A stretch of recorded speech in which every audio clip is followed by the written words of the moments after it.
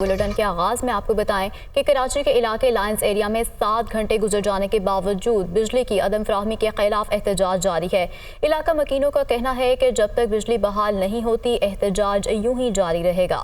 تو کراچی کے علاقے لائنز ایریا میں 7 گھنٹے گزر جانے کے باوجود بجلی کی عدم فراہمی کے خلاف احتجاج کا سلسلہ جاری ہے۔ اسی پر بات کرنے کے لیے ہمارے ساتھ موجود ہیں اظہر زیدی۔ اظہر بتائے گا کہ بجلی کی فراہمی کیوں نہیں ابھی تک ممکن ہو سکی، کیا وجوہات ہیں؟ جی بالکل، لائنز ایریا کا علاقہ ہے جہاں کے علاقہ مکینوں کا 7 گھنٹے سے زائد وقت گزر جانے کے باوجود احتجاج جاری ہے۔ صدر ایمپریس مارکیٹ اور اطراف کی شاہراہوں پر شدید ٹریفک جام اس وقت رہا ہے، جبکہ دفاتر اور کاروباری مراکز سے نکلنے والے ہزاروں شہری ٹریفک جام میں جو ہے وہ رل گئے۔ مظاہرین کا کوریڈور 3 کے دونوں ٹریک کھولنے سے انکار، جبکہ assistant commissioner deputy commissioner phone attend کرنے سے جو ہے وہ قاصر رہے، جواب دینے سے گریزاں ہیں، جبکہ پولیس کے مظاہرین سے متعدد بار جو ہے مذاکرات ہوئے جو ناکام رہے۔ اور اس کے علاوہ دھرنے میں خواتین اور بچوں کی بھی بڑی تعداد جو ہے خواتین اور بچے بھی موجود ہیں۔ ٹھیک ہے، بہت شکریہ آپ کا۔ اسلام آباد میں مارکلا کی پہاڑیوں پر لگنے والی آگ تیز ہوا کے باعث پھیلنے لگی ہے، جبکہ ہوا تیز ہونے کے باعث آگ کا پھیلاؤ روکنے میں مشکلات کا سامنا کرنا پڑ رہا ہے۔ سی ڈی اے کے 150 سے زائد اہلکار آگ بجھانے میں مصروف دکھائی دے رہے ہیں، جبکہ آندھی کی وجہ سے آگ بہت تیزی کے ساتھ پھیلی ہے۔ مزید بات کر لیتے ہیں یاسر ملک سے۔ یاسر بتائے گا آگ پر قابو پا لیا گیا ہے، کیا ڈیٹیلز ہیں؟ دیکھیں، مارکلا کی پہاڑیوں پر لگنے والی آگ پر قابو پانے کی کوشش جو ہے وہ اس وقت جاری ہے۔ سی ڈی اے کا عملہ اور وزارت موسمیاتی تبدیلی کا عملہ جو ہے وہ آگ پر قابو پانے کی کوششوں میں اس وقت مصروف عمل ہے۔ ہیٹ ویو اور ہوا کی تیز رفتاری کی وجہ سے جو آگ ہے اس میں اضافہ ہوتا چلا جا رہا ہے، اور آگ کی شدت میں بھی شدید جو ہے وہ اضافہ ہو گیا۔ آگ جو لگی ہوئی ہے وہ لوئی ڈنڈی، رتہ ہوتر اور پیر سوابا کے قریب 3 کلومیٹر کے رقبے پر پھیلی ہوئی ہے۔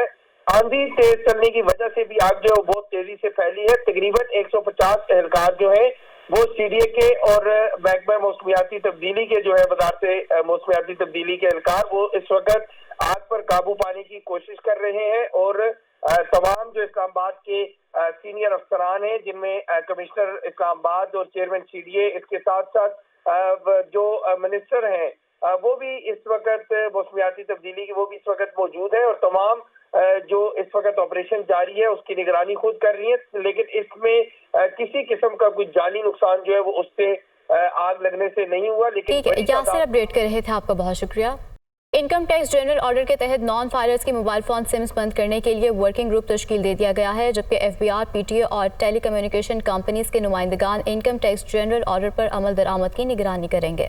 نان فائلرز کی سم بلاک کرنے کے لیے 18 رکنی ورکنگ گروپ قائم۔ جوائنٹ ورکنگ گروپ میں تمام متعلقہ اداروں اور کمپنیوں کے ماہرین شامل۔ انکم ٹیکس آرڈیننس کے سیکشن 114B کے تحت نان فائلرز کے خلاف کارروائیاں کی جائیں گی۔ جوائنٹ ورکنگ گروپ میں ایف پی آر کے 5، پی ٹی اے کے 2، یو فون کے 4، ٹیلی نار کے 3 اور جاز کے 4 ماہرین شامل ہیں۔ ایف پی آر کے ممبر آئی آر بادشاہ خان وزیر اور ارشد چیمہ ورکنگ گروپ میں شامل ہیں۔ پی ٹی اے کے ڈائریکٹر انفورسمنٹ کاشف غضنفر اور اسسٹنٹ ڈائریکٹر سہیل محمود بھی ورکنگ گروپ کا حصہ ہیں۔ ورکنگ گروپ میں ریگولیشن، لٹیگیشن اور ٹیکس ایڈوکیسی کے ماہرین شامل کیے گئے ہیں۔ نان فائلرز کی موبائل سمز بند کرنے کے لیے انکم ٹیکس جنرل آرڈر جاری کیا گیا تھا۔ 5,06,000 سمز بلاک کرنے کا ڈیٹا ایف پی آر نے پی ٹی اے کے حوالے کیا۔ ان افراد کے نام ویب سائٹ پر ڈال دیے گئے ہیں۔ ایف پی آر کی جانب سے آئی ایم ایف کو ٹیکس نیٹ وسیع کرنے کی یقین دہانی کرائی گئی تھی، جس کے باعث نان ایکٹیو ٹیکس پیئرز کے خلاف اقدامات کیے جا رہے ہیں۔